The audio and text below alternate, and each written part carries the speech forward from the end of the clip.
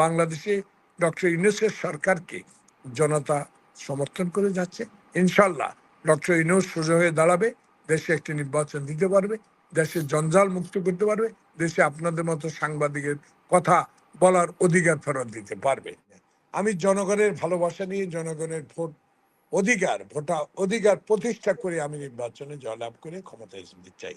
এবং উনি আরেকটা কথা বলেছে, আমি একা ক্ষমতা না, আমি সকল গণতান্ত্রিক শক্তিকে নিয়ে দেশ পরিচালনা করার জন্য আমি সবার দোয়া চাইব, সবার সহযোগিতা চাইব। 1991 সালে স্বৈরাচার বিরোধী আন্দোলনে যখন বাংলাদেশে একমাত্র আপসের নেত্রী উপাধি লাভ করেছিল বেগম খালেদা জিয়া, সেই নির্বাচনে শাহাবুদ্দিন রশি টানিয়ে নির্বাচন করে ফেলেছে আনসার দিয়ে।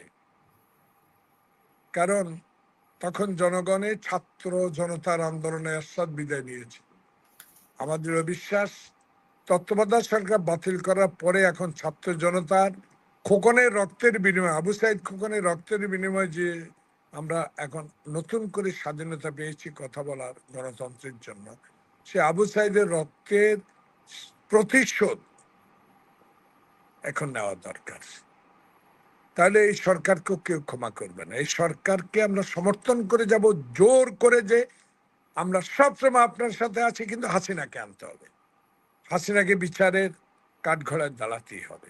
নাইলে আমরা ইলিয়াস আলী, চৌধুরী আলম এদের জন্য আমরা মায়া কান্না করে চলাম নাই। বউ মায়ের বুক খালি করেছে শেখ হাসিনা। শেখ হাসিনা তার বাবার নামে, এক বাবার নামে, যে বাবা গণতন্ত্র হত্যা করার জন্যই, রক্ষী বাহিনী তৈরি করার জন্যই, যে বাবা কম্বলচোরদের রক্ষা করার জন্য, ব্যাংক লুটারদের রক্ষা করার জন্য এক সেনাবাহিনীর তরুণ অফিসাররা 15 আগস্ট ঘটনা ঘটিয়ে দিয়ে বাংলাদেশে গণতন্ত্রকে সঠিকভাবে নেওয়ার চেষ্টা করেছিল। কিন্তু সেদিন আবারও 30 বছর পর সে ক্ষমতা আসা আবারও সেই গণতন্ত্রকে হত্যা করে একদলীয় শাসন কায়েম করতে চেয়েছিল।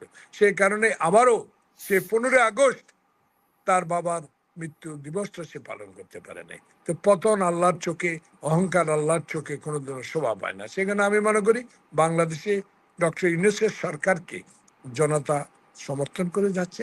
ইনশাল্লাহ ডক্টর ইউনূস সোজা হয়ে দাঁড়াবে, দেশে একটি নির্বাচন দিতে পারবে, দেশে জঞ্জাল মুক্ত করতে পারবে, দেশে আপনাদের মতো সাংবাদিকের কথা বলার অধিকার ফেরত দিতে পারবে। আপনার কাছে আরো 2টা বিষয় জানতে চাই, তারপরে আমরা শেষ করব। নির্বাচনের ব্যাপারে আপনারা কি ভাবছেন? আমরা জানতে পেরেছি যে বিএনপির একদল চাচ্ছে, যে একটা গ্রুপ চাচ্ছে যে নির্বাচন তাড়াতাড়ি হয়ে যাক, আরেকটা গ্রুপ সময় দিতে চাচ্ছে, এরকম একটি কথা শোনা যাচ্ছে। এবং আরেকটি ব্যাপারে আওয়ামী লীগের লোকজনকে সরিয়ে বিএনপির লোকজনকেই বসানো হচ্ছে, এবং দখলদারিত্ব, যেটা আমরা আওয়ামী লীগের সময় শুনেছি, সেই দখলদারিত্বের কাজটি এবার বিএনপি হাতে নিয়েছে। এগুলো কতটুকু সত্য বলে আপনি মানে আপনার কাছে?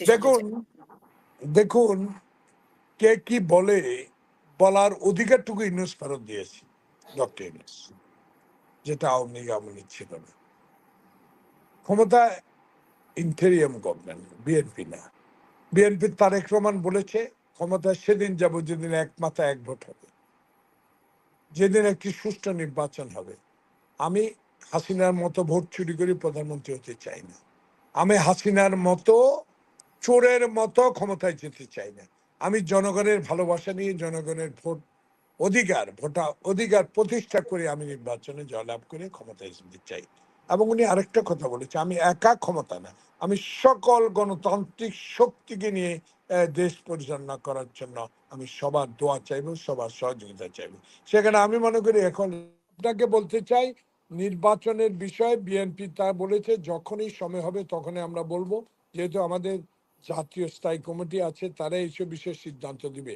আমাদের মতো ক্ষুদ্র রাজনৈতিক নেতারা এইসব বিষয়ে আলোচনা করাটা ঠিক হবে না। তবে এইটুকু আমি বুঝি, বাংলাদেশে আওয়ামী লীগের যে অত্যাচার অবিচার বা নির্বাচন কমিশনকে দলীয়করণ, বিচার বিভাগকে দলীয়করণ, সারা প্রতিষ্ঠানগুলোকে বাংলাদেশে দলীয়করণ করা হয়েছে।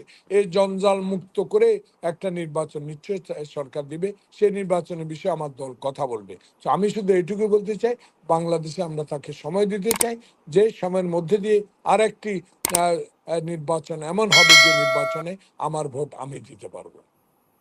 অসংখ্য